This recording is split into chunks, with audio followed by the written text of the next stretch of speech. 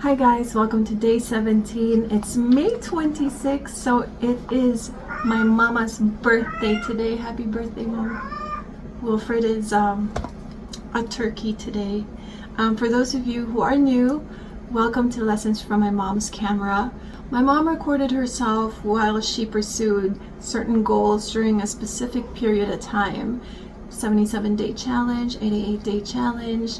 She showed up for her Facebook community, honest, unfiltered, present.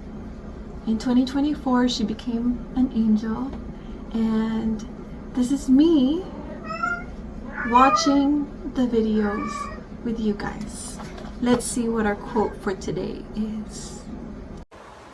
Good morning and welcome to day 17 of my 77-day challenge.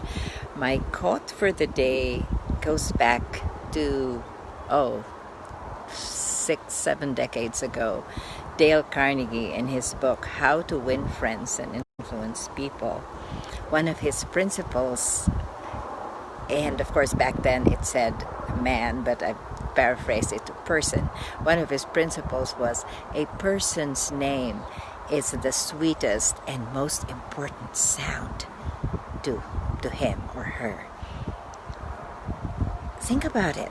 How many times in your life when somebody calls you by the wrong name, and yeah, we always say it's okay, it's fine, or we see our name misspelled, and we try not to make a fuss, but deep down inside, it doesn't feel good when somebody doesn't even know enough to find out how your name is pronounced, or emails you and types your name wrong.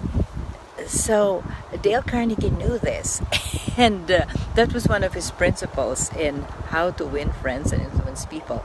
Always remember that a person's name is the most important sound to him or her. I used to have a boss years ago. I don't know how he did it, but he remembered all the names of all the factory workers in Timex, and that was a big factory, and he would walk through the factory floor and greet all the girls, and they loved him. He would say, "Hi there, Maria or Carol or Susan," whatever. I don't know if he was just really lucky or he had a crib sheet or something, but gosh, you could see how everybody loved him for it. And that stayed with me. I've also tried to do that, and of course, everybody's memories is not like a computer, or not like computers, so we sometimes forget. What I used to do is I would set up a personal challenge for myself. If I had met the person and asked the person's name, repeated the person's name, and then if I met that person again, first time, if I forgot, okay, I get a pass. Second time, but if I met that person a third time and I still failed to remember the person's name, I would pull out the dollar and hand it to the person and say, "Here." And they would usually say, "What's that for?" And I would say, "Well, it's for me to remember. Pulling out that dollar and handing it to you is going to help me remember what your name was." And it became a fun thing. I would have people, I would be walking past and they would be some distance and they would wave at me and say, "Hey Michelle, what's my name?"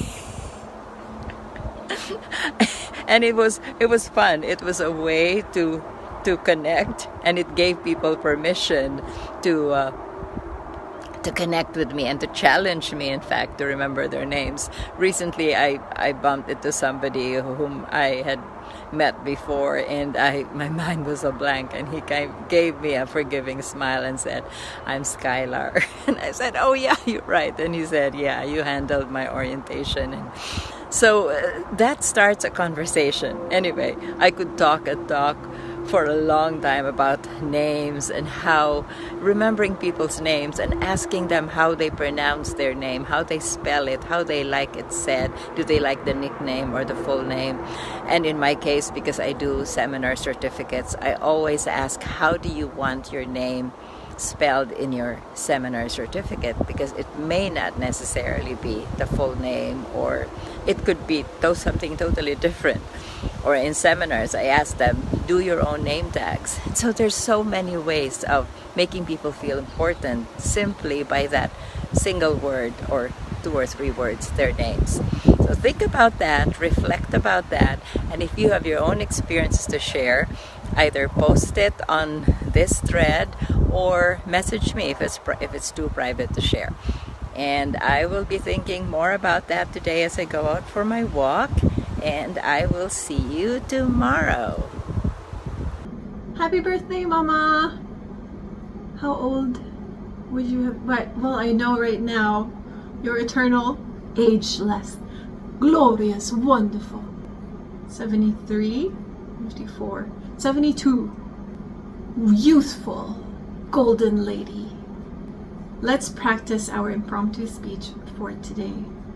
Oh, she also said, like, if you have your own personal experience or sentiments, share it in the messages or comments. Well, Mom, what you don't know, or actually, what you know, I'm sure you do, is we're on our Facebook community sharing our experiences in a little garden, a little digital garden I created, so that the seeds that you planted throughout the years are also going to be experienced by your wonderful community online.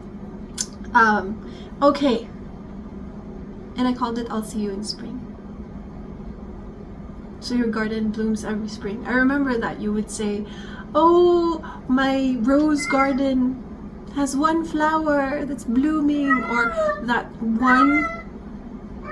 lone strawberry that grew. Today's impromptu speech starts now. Here's the thing. It might actually not be, Mom, you know what? I beg to differ about a person's name is the sweetest sound in the world, because that depends on the name that's being used to call me in that moment. If it's Kikai, if it's Christine, or if it's Christina. Because when I get called Christina, I know it's not sweet. I know you're not being sweet doing that, because I know there is a very stern statement following that glorious name, and I know that I'm kind of in trouble. So I'm not sure about if it's the sweetest thing, if it's the sweetest sound, but I do agree that it definitely attracts my attention. Another thing is when I would be called, oh, you're Michelle's daughter. And you know what's interesting? Growing up, there was a mix of pride, but when you would tell me you are your mother's daughter, I would get annoyed. And maybe because during that time, when your identity is still forming and you're still trying to figure out who you are, to be called the little version of another human, I guess, during that time was a concept that was hard to grasp when you are still forging or molding your own identity. But one thing I remember, and this totally stuck with me, is this very statement, and I saw you practice that. I saw you use this sentiment in your training, in your work, in your community, and that stuck with me, that I carried it when I would facilitate and when I would be hosting back in my 20s, and I'd be talking to executives, CEOs, regional managers of very big corporations, and here I was, this lanky 20-something-year-old carrying a mic, commanding the stage. And my magic power then, people actually didn't know, and I'm gonna give you the secret sauce, is exactly what my mom is talking about. I had a knack for remembering people's names.